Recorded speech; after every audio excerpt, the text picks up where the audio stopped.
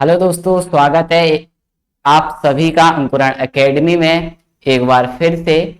और आज की जो क्लास है वो जियोग्राफी में जो आपका टॉपिक चल रहा था भारत में अपवाय तंत्र, जिसमें हमने गंगा नदी तंत्र को और सिंधु नदी तंत्र को पहली क्लासेस में पढ़ चुके हैं।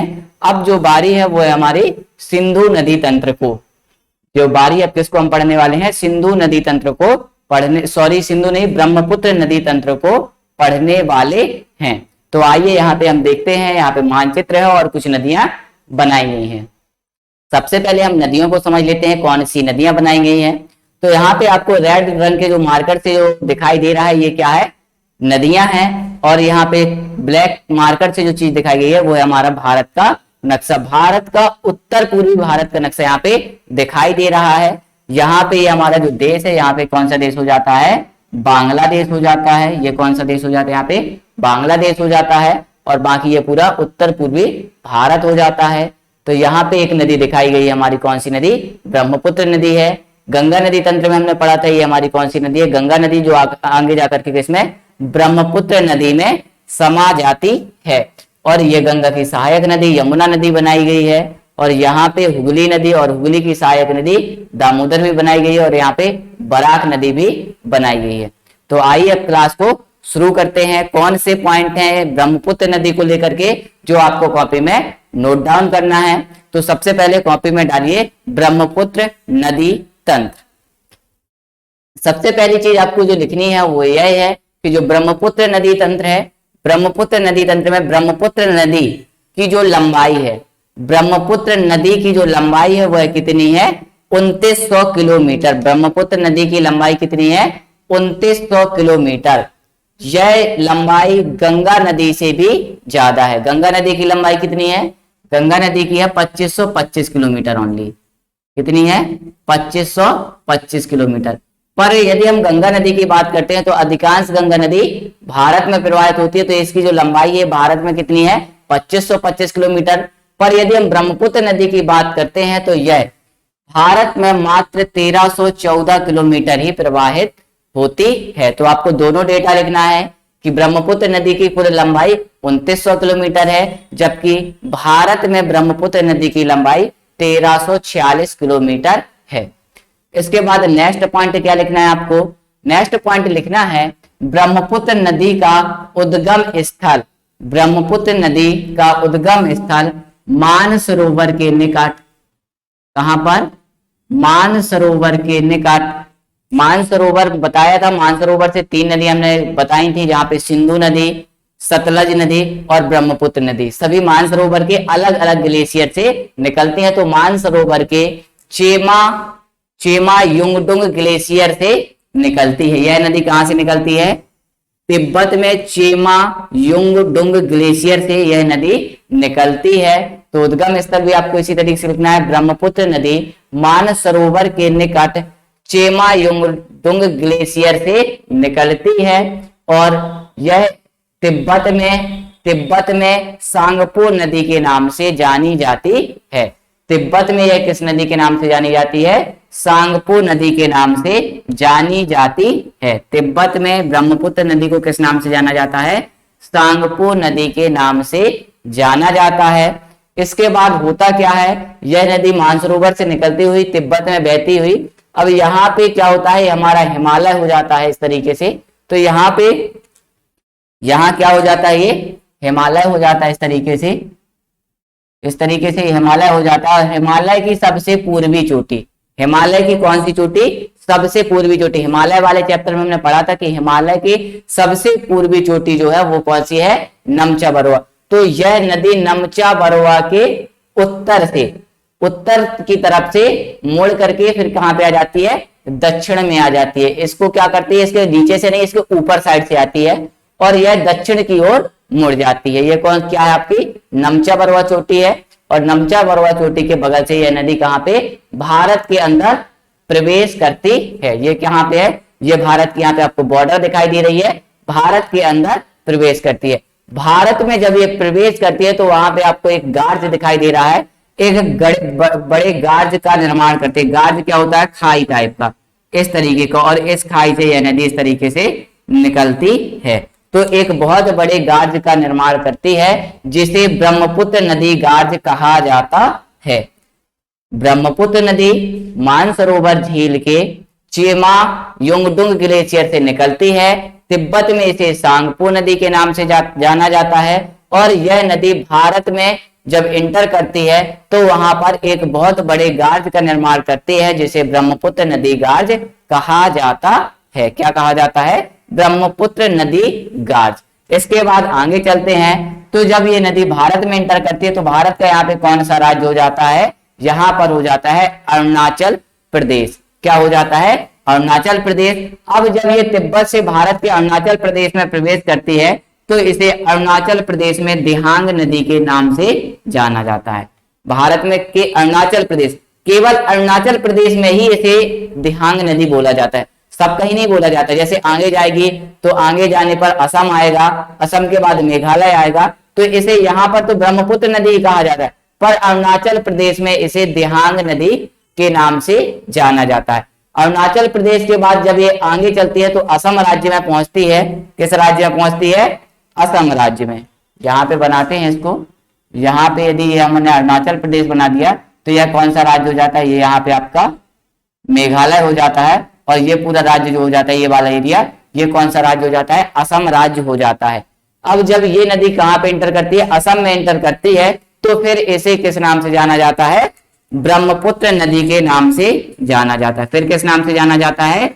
ब्रह्मपुत्र नदी के नाम से जाना जाता है। असम में भी ब्रह्मपुत्र नदी और मेघालय में भी इसे ब्रह्मपुत्र नदी के नाम से जाना जाता है। इसके बाद यह नदी कहां पर प्रवेश करती है? बांग्लादेश में। यह कौन सा हो जाता है? ये हमारा पड़ोसी देश बांग्लादेश हो जाता है। मेघालय से निकल करके कहां प्रवेश करती है? आगे जाएंगे तो ये बांग्लादेश में प्रवेश करती है और बांग्लादेश में जब ये प्रवेश करती है तो इसी नदी को बांग्लादेश में जमुना नदी के नाम से जाना जाता है। ये सारे पॉइंट आपको लिखना है कि कहां पर ब्रह्मपुत्र नदी को किस नाम से जाना जाता है। यहां तक हमने लिख लिया था। इसके बाद हमें लिखना है अरुणाचल प्रदेश में ब्रह्मपुत्र नदी को दिहांग नदी, भारत में मतलब भारत के लिए हम कहें तो असम और मेघालय में इसे ब्रह्मपुत्र नदी और बांग्लादेश में इसे जमुना नदी के नाम से जाना जाता है। इसके बाद आपको नेक्स्ट पॉइंट क्या लिखना है?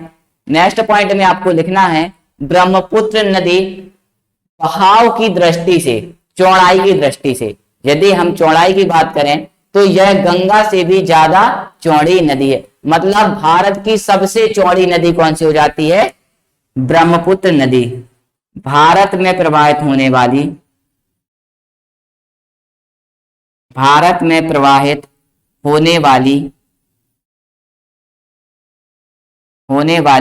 सबसे चौड़ी नदी है। सबसे चौड़ी नदी है ब्रह्मपुत्र नदी। क्या है? भारत में प्रवाहित होने वाली सबसे चौड़ी नदी है। अब एक चीज बताइए आप लोग, जब कोई नदी चौड़ी है मतलब उसका बहाव क्षेत्र ज्यादा है तो निश्चित रूप से वह अपने साथ ज्यादा अवसाद भी लेकर जाएगी। मतलब यदि कोई अवसाद इस नदी में, इस गंगा नदी में है तो गंगा नदी पानी कम है तो अवसाद भी कम रहेगा, और यह नदी चौड़ी ज्यादा है तो अपने साथ सबसे ज्यादा अवसाद ढोने वाली नदी भी कौन सी हो जाती है? वह भी हमारी ब्रह्मपुत्र नदी हो जाती है। अपने साथ सर्वाधिक अवसाद ढोने वाली नदी कौन सी हो जाती है? ब्रह्मपुत्र नदी हो जाती है। तो ये भी आपको याद रखना है। नेक्स्ट पॉइंट चलते हैं। जब भारत में यह नदी इंटर करती है, ये हो गया कौन सा? यहाँ पे ब्रह्मपुत्र नदी गार्ज या ब्रह्मपुत्र नदी गार्ज को दिहांग गार्ज भी बोल देते हैं। याद रखना है, यहाँ पे ब्रह्मपुत्र नदी को गार्ज को दिहांग गार्ज भी कहा जाता है। दोनों नाम हो जाते हैं इसके, दिहांग गार्ज भी बोल दिया जाता है और ब्रह्मपुत्र नदी गार्ज भी बोल दिया जाता है। तो दोनों याद रखना है। तो दिहांग गार्ज से जब ये प्रवेश करती है तो इसमें एक नदी का इंटर करती है। इसमें एक इसकी सहायक नदी होती है दिबांग नदी। किस साइड से? राइट साइड से। और राइट साइड से एक नदी और इसमें मिलती है, यहाँ पे एक नदी और मिलती है। इस नदी को बोला जाता है लोहित नदी। तो ये दोनों नदियां भी आपको याद रखना है। अरुणाचल प्रदेश में ब्रह्मपुत्र नदी से दो इसकी सहायक नदियां मिलती हैं, दिबांग नदी पहले और फिर बाद में लोहित नदी। इसके बाद सिक्किम से भी एक नदी निकलती है। किससे? सिक्किम राज्य से एक नदी निकलती है। इस नदी को कहा जाता है तीस्ता नदी। और तीस्ता नदी भी आगे जाकर के किस नदी में मिल जाती है? यह भी हमारी ब्रह्मपुत्र नदी में मिल जाती है, अर्थात हम कह सकते हैं तीस्ता नदी ब्रह्मपुत्र नदी की सहायक नदी है। इसके बाद यहाँ पे असम में बात करते हैं, तो असम में आपको एक हरे कलर से एक डॉट दिखाई दे रहा है, इसको बोला जाता है नदी द्वीप। यह क्या है? नदी द्वीप। द्वीप हमने पढ़ाया था, हमने क्या बताया था? द्वीप में क्या बताया था? वह भूभाग जो चारों तरफ से क्या है? जल से घिरा हुआ है, उसको क्या बोलते हैं? उस भूभाग को बोलते हैं द्वीप। इसी तरीके से जब ये गंगा नदी में, ब्रह्मपुत्र नदी में एक बीच में क्षेत्र छूटा हुआ है, ये जो ग्रीन कलर से आपको दिखाई दे रहा है एक भूभाग है, और यह भूभाग चारों तरफ से क्या है? जलमग्न है, जल से घिरा हुआ है, तो इसको हम क्या बोल सकते हैं? द्वीप बोल सकते हैं। और चूंकि यह द्वीप नदी पर बना हुआ है, इसलिए हम बोलते हैं इसको नदी द्वीप। और इस नदी द्वीप का जो नाम है वह है माजुली। कौन सा नदी? यहां पे लिख देते हैं माजुली नदी द्वीप। माजुली नदी द्वीप। माजुली नदी द्वीप दुनिया का सबसे बड़ा नदी द्वीप है। माजुली नदी द्वीप से आपको याद रखना है, यह दुनिया का सबसे बड़ा नदी द्वीप है। माजुली द्वीप जो है ब्रह्मपुत्र नदी पर किस राज्य में है? तो राज्य भी याद रखना है, राज्य कौन सा हो जाएगा? असम राज्य में है, और यह दुनिया का सबसे बड़ा नदी द्वीप है। इसके बाद यह नदी आगे जाती है, और आगे जाने के बाद मेघालय में प्रवेश करती है, और इससे तीस्ता नदी आकर के मिलती है। इसके बाद यह नदी बांग्लादेश में चली जाती है, और बांग्लादेश में जब ये नदी जाती है तो इसे किस नाम से जाना जाता है? जमुना नदी के नाम से जाना जाता है। जमुना नदी आगे जाती है तो यहां से आने वाली गंगा नदी, जिसे बांग्लादेश में किस नाम से जाना जाता है? पद्मा नदी के नाम से जाना जाता है। तो पद्मा नदी से मिल जाती है, और संयुक्त धारा आगे जाती है, तो संयुक्त धारा को मेघना नदी के नाम से जाना जाता है। इस संयुक्त धारा को किस नाम से जाना जाता है? मेघना नदी के नाम से। संयुक्त धारा को किस नाम से जाना जाता है? ये आपको याद रखना है। जमुना और पद्मा की संयुक्त धारा को मेघना नदी के नाम से जाना जाता है। और मेघना नदी में एक और नदी, मणिपुर से एक नदी निकलती है, बराक नदी, यह नदी भी इसमें मिल जाती है। इसके बाद आगे जाकर के यह क्या करती है? एक डेल्टा का निर्माण करती है। अब यहाँ पे दो चीजें आपको समझनी है, एक डेल्टा होता है, एक एस्चुरी होता है। ये सब आप लोग एक बार स्क्रीनशॉट ले लीजिए इसका पूरे का, फिर इसको मिटा देते हैं और आपको डेल्टा और एस्चुरी में अंतर को बताते हैं, क्या अंतर होता है। चलिए, डेल्टा और एस्चुरी देखना है हमें। डेल्टा क्या होता है और एस्चुरी क्या होता है? एक चीज होती है डेल्टा और एक चीज होती है एस्चुरी। सबसे पहले हम समझते हैं डेल्टा को, उसके बाद हम समझेंगे एस्चुरी। एस्चुरी को हिंदी में ज्वर नदमुख कहा जाता है। क्या कहा जाता है? ज्वर नदमुख कहा जाता है। ज्वर नदमुख कहा जाता है। अब आते हैं डेल्टा पे। डेल्टा क्या होता है? तो डेल्टा क्या होता है? जब कोई नदी अपनी ढाल में बहते हुए जाती है और किसी मैदान को प्राप्त कर लेती है। क्या है? कोई नदी है, बहते हुए आ रही है, ढाल में बहते हुए आ रही है, और ढाल जैसे ही खत्म होता है एक क्या आ जाता है? एक सपाट मैदान आ जाता है। एक सपाट मैदान आ जाता है, और बहते हुए जब वह सपाट मैदान में पहुंचती है तो अपना जल चारों तरफ बिखेर देती है। अपना जल क्या करती है? इस तरीके से चारों दिशा में बिखेर देती है। तो इस बिखरे हुए जल को यहाँ पे यदि हम देखें तो एक डेल्टा जैसी संरचना बन जाती है, और इसी डेल्टा जैसी संरचना को डेल्टा कहा जाता है। कब? जब कोई नदी क्या करती है?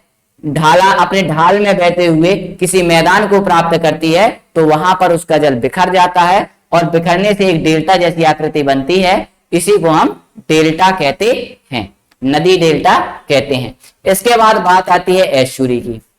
क्या बात आती है? एस्चुरी की बात आती है। तो होता क्या है, जैसे यहां पर हम पश्चिमी घाट पर्वत की बात करते हैं। किसकी बात करते हैं?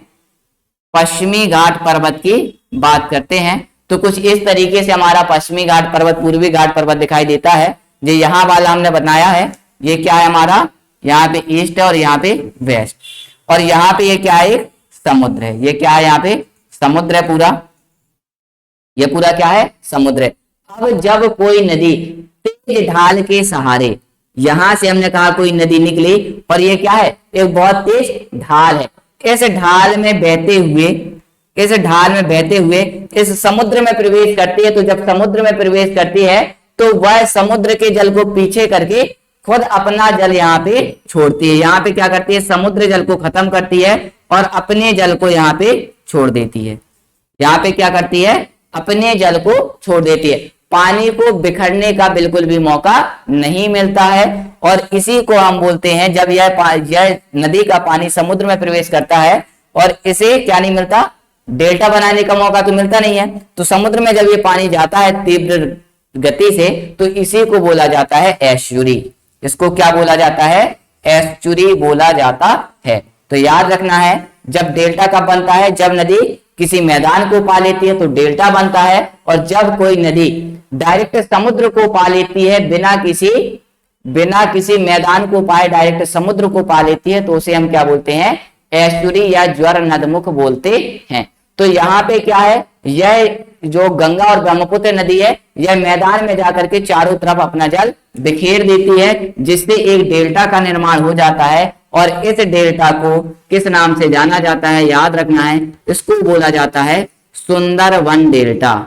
क्या बोला जाता है, सुंदरवन डेल्टा के नाम से जाना जाता है। इस डेल्टा को किस नाम से जाना जाता है, सुंदरवन डेल्टा के नाम से जाना जाता है। और सुंदरवन डेल्टा दुनिया का सबसे बड़ा डेल्टा है। दुनिया का सबसे बड़ा डेल्टा कौन सा है, सुंदरवन डेल्टा। और नदी द्वीप भी आपको याद रखना है, दुनिया का सबसे बड़ा नदी द्वीप माजुली नदी द्वीप, ये भी कहां पर है, ब्रह्मपुत्र नदी में, असम राज्य में स्थित है, और ये दुनिया का सबसे बड़ा नदी द्वीप है। तो इतनी चीजें आपको यहाँ पे ब्रह्मपुत्र नदी तंत्र से याद रखनी है। ये आपका पूरा ब्रह्मपुत्र नदी तंत्र है। और ब्रह्मपुत्र नदी की कुछ और भी सहायक नदियां हैं, इनके नाम भी आपको याद रखना है।